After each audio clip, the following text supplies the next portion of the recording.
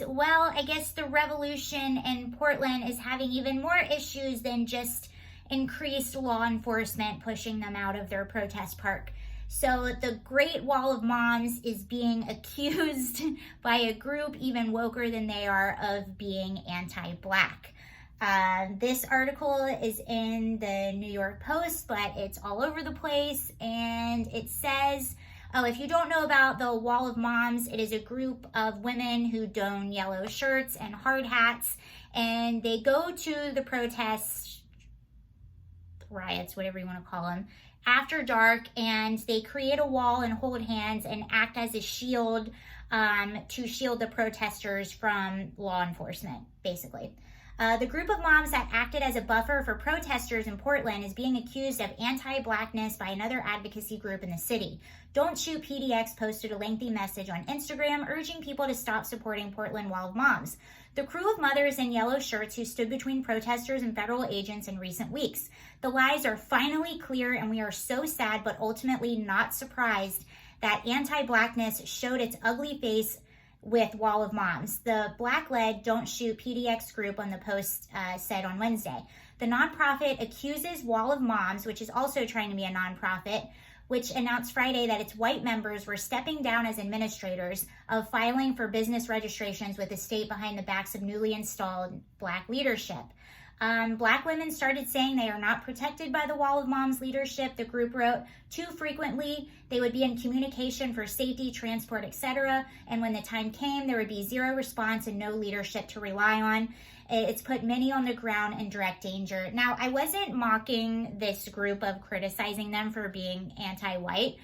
I wasn't mocking for that reason. Why I'm mocking is, first of all, I have to question the integrity of any group of moms that goes down to a protest that has been deemed a violent gathering by police officers and people are being told to leave. It's after hours. I question whether these moms actually want the best for these kids who they're trying to protect. What are you protecting them for? They're the ones attacking the federal building. They're the ones attacking police officers, throwing explosives, frozen water bottles, and whatever other projectiles they can find.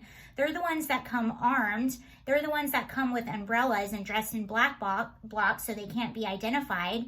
And the only reason the federal officers are there is to protect the federal building that's had windows busted in, doors busted in, fires set on it. It's been completely defaced by graffiti, and they've had to put up a temporary wall just to protect it. So I'm not sure exactly what the integrity of these moms are or who they're protecting or what they're doing.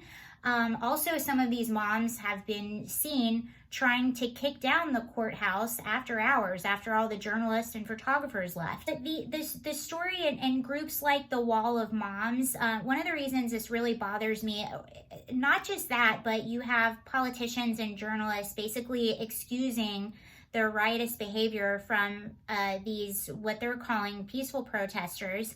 The reason it bothers me so much is because if you really care about these kids who you're saying you're protecting, then you're going to teach them how to get change appropriately. I used to work with teenagers, and I worked with the type of teenagers that people would see as bad kids. They were the teens that were in social services. They were the ones that got in fights at school, that got suspended at school, disrupted class. They were the ones who were in gangs, who drank a lot of alcohol, who did a lot of drugs, and a lot of it was because of domestic violence, sexual abuse, child abuse from home. I worked with kids whose family were generational gang members.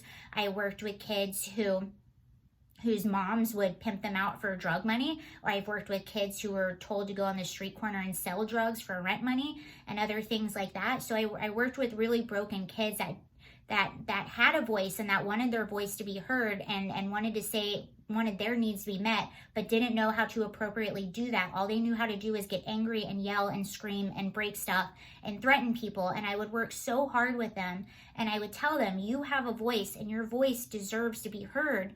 But when you're aggressive, when you're yelling at people, when you're breaking things and threatening at people and screaming and cussing, all you're doing is proving what people already think. They think that you're a bad kid and you're just proving them right.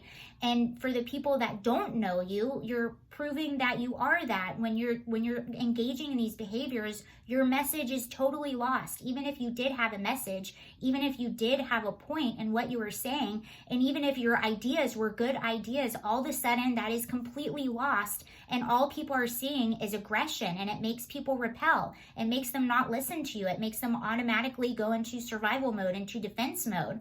Nobody wants that behavior anywhere around them. So you're losing your message. And if you really want to help these kids who you're saying you're protect, who you're trying to get us to take seriously, if you want to protect these kids, then you would be teaching them how to get change appropriately and how to not be in an area after dark that has been deemed unlawful, that police have told them for days to get out of. It is not safe. Then you would be telling them to get away from that area, because not only are you putting them in physical danger, not only are you hurting the message that they say they have, you're also putting them in danger of being charged with a federal crime.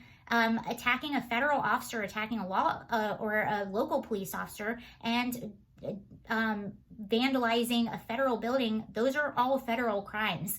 Okay, that's all I have to say about that. I hope you guys have a great weekend. Bye.